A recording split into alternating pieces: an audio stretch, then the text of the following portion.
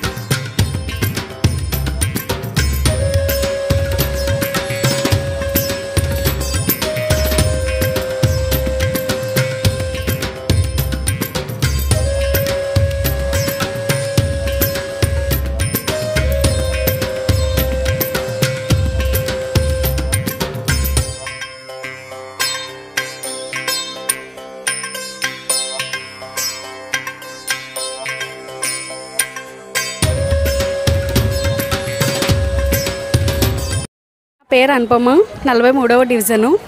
ఈరోజు గవర్నమెంట్ వాళ్ళు ప్రొవైడ్ చేస్తున్న ఎలక్ట్రిక్ బండి కోసం వచ్చాము. నేను డ్వాక్రా గ్రూప్లో ఉండడం వల్ల దానికి ఎలిజిబుల్ అయ్యాను.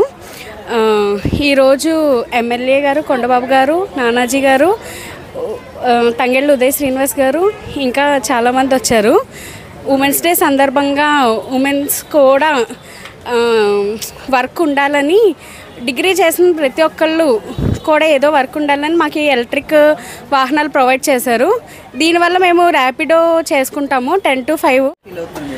ఈరోజు నేను ఇక్కడికి వచ్చినందుకు చాలా హ్యాపీగా ఫీల్ అవుతున్నాను.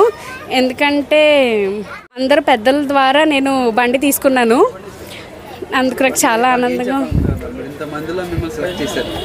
ఇంతమందిలో నన్ను సెలెక్ట్ చేసినందుకు నాకు చాలా హ్యాపీగా ఉంది అండ్ కొంచెం ప్రౌడ్గా కూడా ఉంది. అండ్ నేను ఎప్పుడు మాట్లాడను, ఈరోజు చాలా మాట్లాడినందుకు కూడా చాలా హ్యాపీగా ఫీల్ అవుతున్నాను.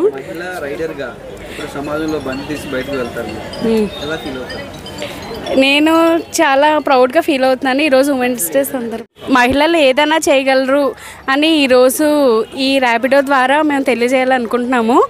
ఓన్లీ మెన్సే కాదు, ఈ రోజు నుంచి ఉమెన్స్ కూడా ర్యాపిడో చేసుకుంటాము. మాకు కూడా ఒక ఇన్కమ్ అనేది ఉంటుంది.